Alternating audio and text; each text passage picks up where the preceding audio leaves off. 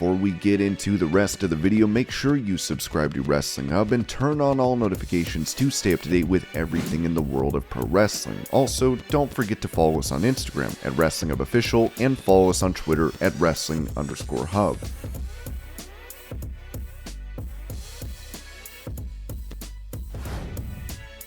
With former WWE star Sunny charged with DUI manslaughter, Mike Johnson of PW Insider reported that her criminal defense attorney had filed paperwork in Florida to withdraw from this case. An impasse has been reached in the handling of the case, making it impossible for the client and attorney to continue to work cooperatively on the case. The client has not complied with the terms of the employment agreement with this attorney. The client will not be prejudiced if the undersigned is permitted to withdraw.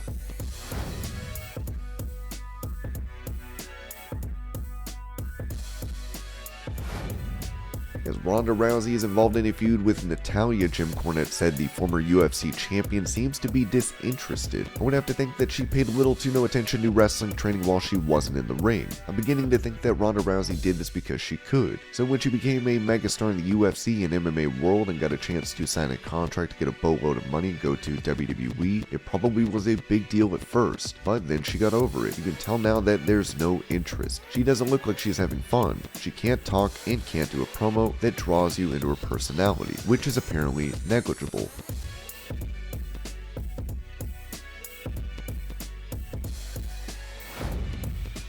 In some unfortunate news, WWE has announced that longtime referee for the company Tim White has passed away. As they wrote, for more than 2 decades, Tim White was a dedicated WWE referee and official. White began his illustrious career in 1985, working with Andre the Giant and as a part-time referee. During his tenure, he was the referee for some of WWE's biggest matches, including the infamous Hell in a Cell match between Undertaker and Mankind at King of the Ring 1998. A shoulder injury effectively ended White's in-ring career, but White still remained a major part of WWE, working behind the scenes as an official and talent agent until 2009. WWE extends its condolences to White's family, friends, and fans.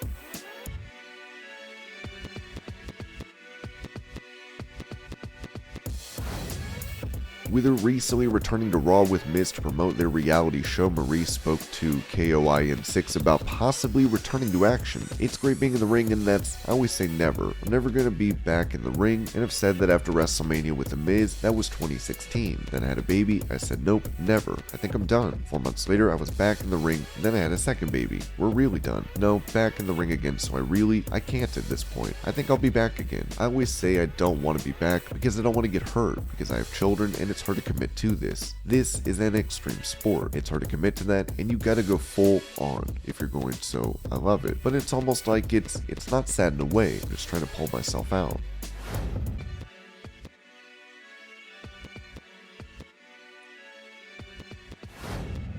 With Adam Cole injured and set to be out of action, Booker T previously stated that Cole could use some more muscle and doesn't need to lose any more while he's out. This led to Hangman Page and Renee Paquette seemingly responding. I just hope that when I'm old and retired, I don't lower myself to some podcast where I trash the younger generation that's just chasing the same fortune wrestling has afforded me. Body shaming is the absolute shit. WTF is happening right now. Totally thought we were moving past talking about people like this. While the focus is normally on women, I've had many men talk to me about body dysmorphia, piss up a rope. Booker T would address this, reiterating that he likes Adam Cole and has nothing against him.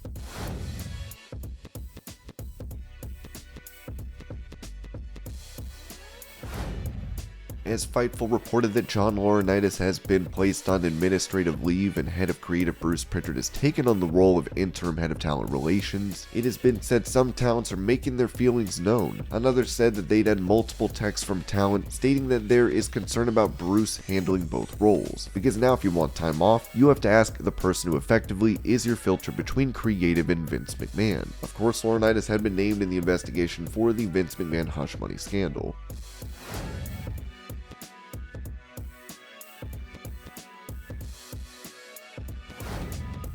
With Vince McMahon previously settling a lawsuit with former XFL Commissioner Oliver Luck, Dave Meltzer explained how the recent hush money scandal coming to light played a factor in this. I think that it's pretty clear that even though with all the stuff on Vince's plate, that probably going through a trial right now was probably the worst thing possible, because it would bring a lot of coverage on every little thing, and is also a trial that nearly everybody thought he was going to lose, so it would be a big public loss. That is probably a way, as far as the publicity goes, to cut that loss, and from Oliver Luck's standpoint, it's probably best, the amount of money that he got will be sealed, and all the terms are going to be sealed. But if it's like close to what he was asking for, which is $24.1 million, then it makes sense to get it now. There is always the chance that he doesn't win the case, however slim that would be, and even if Vince McMahon would have lost the case, they would have filed for an appeal, and this case would go on forever. And this way he gets the money right now without having to go through that appeals process, because they would appeal it based on some of the rulings by Judge Victor Bolden,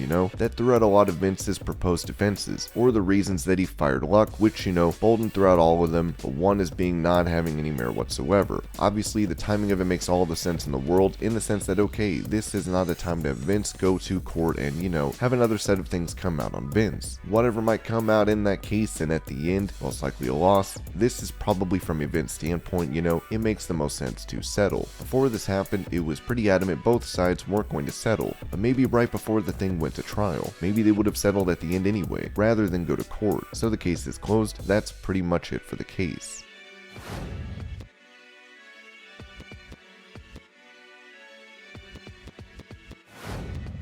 The Observer would also note that Vince McMahon is still calling the shots in WWE, given Bruce Pritchard was named interim head of talent relations. Another thing about Bruce being the one in this position pretty much tells me that Stephanie's a figurehead as opposed to, and it's Vince making these decisions, as far as putting Bruce in that position, as opposed to hiring someone or putting someone else in that spot or whatever. That would be a surprise for, like, Nick Khan? Wouldn't that be a surprise? No?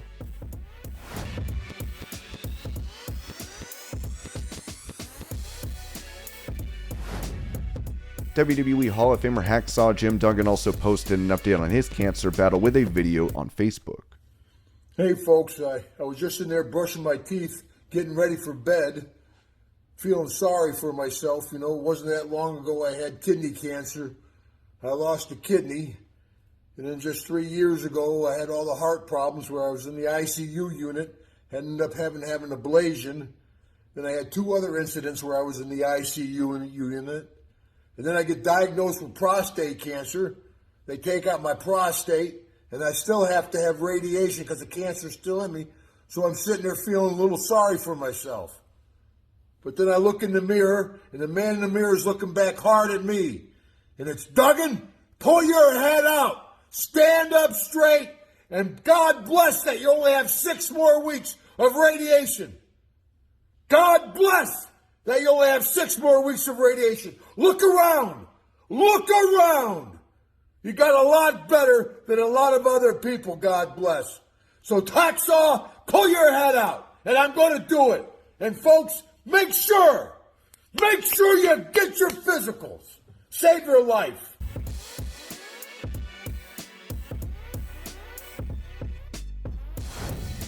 As Vince McMahon made an appearance on SmackDown and again on Raw this week, after news of the investigation into the scandal and allegations against him, those backstage in WWE are apparently confused by the former chairman and CEO's actions, as PW Insider reported. There's been a lot of head shaking and Vince McMahon putting himself back on TV in what some have seen as an act of denial towards anyone questioning him and whether that will come back to bite him. Some have wondered if this will be the beginning of the end for him, but that seems to be a minority based on what we have heard. There's been more talk about whether larger checks and balances will be put into practice in the company, and if so, how could anyone enforce them on Vince? It would also be noted that there is a lot of silence among employees as they are all waiting to see how bad this situation can get. There's been a real concern among some to keep their heads down and not get caught up in the mess, especially since they don't know what executives will end up with larger amounts of power when the dust settles. Reacting to his appearance on Raw, Vince Russo would say this on his show: "I've got to say this, and I know we have to be careful, and I'm going to be very careful. I'm not going to piss anybody off. I'm going to be very, very careful, but I understood that we could only talk about the facts. This is all I'm asking, seriously. Is he trying to get the John Cena rub?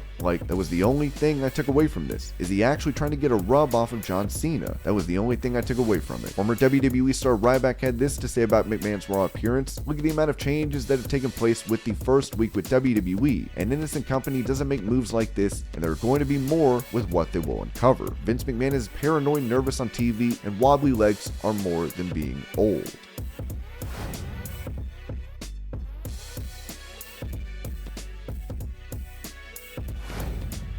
With Stephanie McMahon named the interim chairwoman and CEO of WWE, PW Insider reported the primary thing we've heard is a lot of sympathy for Stephanie McMahon since she has been all but forced back to work despite wanting to distance herself from the company and take a deep breath for herself. Quite a few have noted to me that they have marveled about how strong Stephanie has been despite what was described as her mother being disrespected publicly by the situation, especially since there's obviously been multiple NDAs involving multiple people beyond the relationship being investigated by the WWE Board of Directors.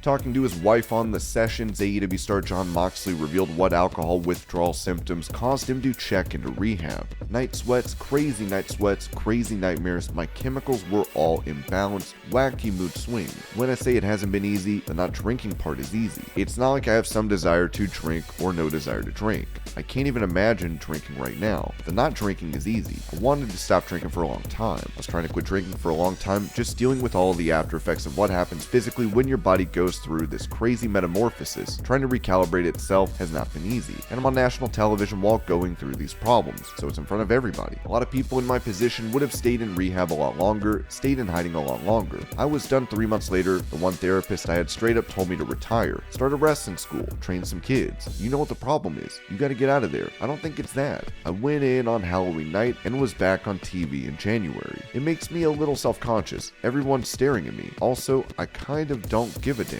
The other big part of going to rehab was the relief of it. Now there is nothing to hide. I didn't know how people's reactions were going to be. When you first go into rehab, they take your phone. After however long of good behavior, they'll eventually give it back to you. One day they called me to the front and said, "You can have your phone back." I was feeling really good about everything. So happy not having a phone. I made a weird face and she's like, "You don't have to take it. We can keep it here and locked up. You just keep it." And I went back the rest of the time. Even when I left and went home, when I went into rehab, I lived in Vegas. When I got out, I didn't live in Vegas anymore. I went straight to the airport. Even when I got out, I didn't turn on my phone, and I didn't turn it on the whole time. I realized how great it feels. The air is sweeter. Sounds and sights are better. You don't have a TV. It's just a room with a bed, a chair, a bathroom, no radio, computer, phone, nothing. A little library to read books, and that's about it. Your sleep is all messed up. It's really hard to come by there. You're up at 7 to start all your activities, and they come bursting into your room every hour to make sure you're not dead. It's a lot of sitting there, staring at the ceiling and wall, but it was great. Being disconnected eventually felt so great very quickly. I didn't want to go back to being connected. I highly recommend it. People couldn't fathom not being tied to their phone. You can do it. At the end of AEW Dynamite last night, Jon Moxley and Hiroshi Tanahashi squared off in the ring after their match against Jericho and Lance Archer. It lasted nearly 4 minutes, with a brawl ensuing between AEW and New Japan stars at ringside. Discussing this, Dave Meltzer said on Wrestling Observer Radio, "The idea was to go out, it was to do the Eddie Gilbert Battle of New Orleans brawl. That was what the concept was, which is a long brawl. It's not like your normal 90 seconds, 2 minutes. I know a lot of people thought it was a timing issue, but when I was told exactly what they were looking to do, that is kind of what it was. They did the brawl. That was Eddie Gilbert's idea that,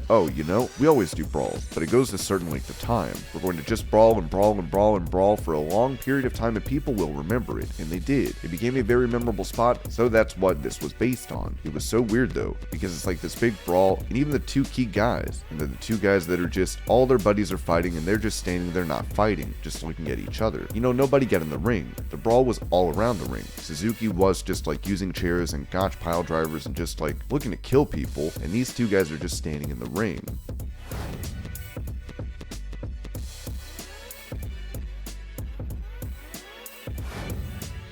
despite suffering an injury that led to her being pulled from her Raw Women's title bout against Bianca Belair. It was pointed out in the Wrestling Observer that Ripley shouldn't be out for long. Her teeth were knocked loose in a match, and she had braces put in. The braces were evident on her the last time she was on TV. But the other thing must have been, when she says her brain, that usually means a concussion. As we've said before, we said it on Monday when we announced it. The two things that WWE doesn't like to talk about are COVID and concussions. I've known people in WWE who've had both who have said outright, we're told to not say that. So she said it. She didn't quite use the word concussion, but she had a brain injury is what she said. She's not going to be on the pay-per-view, obviously. They made that very clear. But it's not expected to be a long-term absence either. She's expected to be back very soon.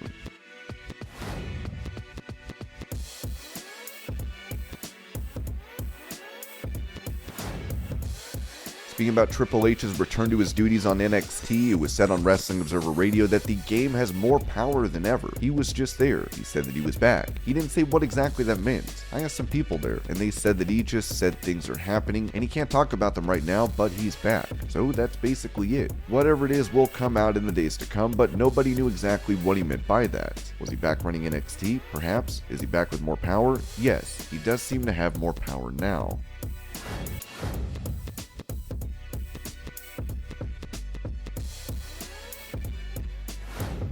After having double knee replacement surgery, WWE Hall of Famer Kurt Angle told the Two-Man Power Trip podcast what his future in the ring will look like. Well, usually you have one at a time because you're going to be destabilized. So with me, the thing is, I wanted to get them out of the way. I just wanted to get them done and move forward with my life and not have to worry about the other down the road. I can walk around. I'm still in a lot of pain though. My knees were shot. I had to have them done. I didn't have a choice. Now with the knee replacements, no, I'm not going to mess these knees up. I have no idea. I don't. I'm not going to try. No.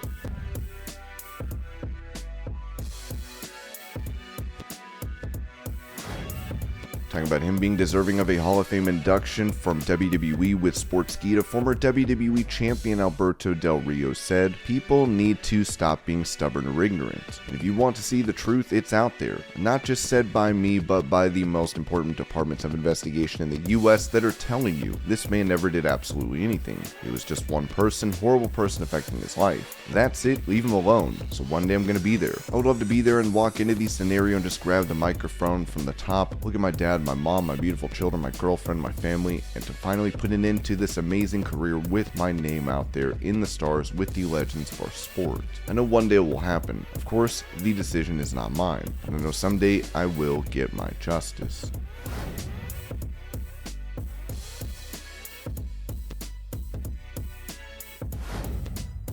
During Vince McMahon's appearances on SmackDown and Raw following the announcement of investigation into an alleged affair and hush money, the former chairman and CEO walked out to cheers, which apparently led to criticism from mainstream media. As Dave Meltzer said, the story got a lot of mainstream publicity for a day by leading outlets, which no doubt led to huge ratings increases for SmackDown, Raw, and NXT, even though taped this week. A number of mainstream outlets mocked wrestling fans for their cheering reaction to McMahon. While things have changed greatly, this did bring up memories from 1975 when Bobby Shane, a top heel in Florida, was killed in a plane crash, and it was announced the next day at a show in Jacksonville that Shane had died and the crowd cheered.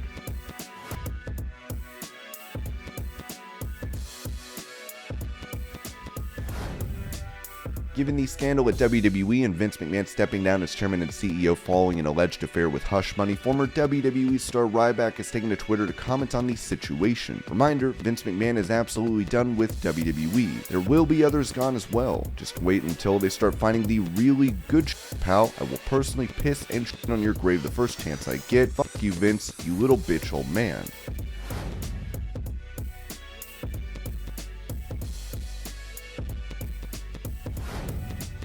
As the U.S. Supreme Court recently overturned abortion rights federally, Becky Lynch had shared pro-choice stories on Instagram as former WWE star Jackson Riker responded. Many posts I've seen today are heartbreaking, Becky Lynch being one. That life inside them isn't just a clump. You as a mother should see how precious life is. Those babies in the womb have a right to live. I pray you come to see the bigger picture. Lynch replied, "Yes, I chose to be mother to a daughter that I could safely deliver and afford to raise. A daughter deserves autonomy over her own body. Banning abortions doesn't stop them. It stops safe ones. God bless you, your ignorance and lack of uterus."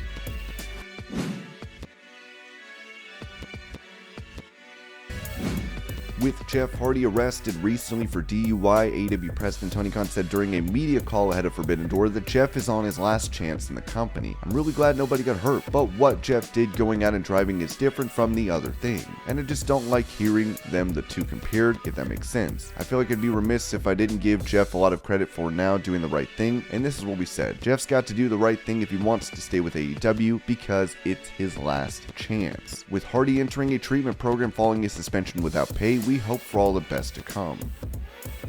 And this was your Pro Wrestling News Update. I hope you're all having a great day. Thank you so much for watching, and I'll see you later.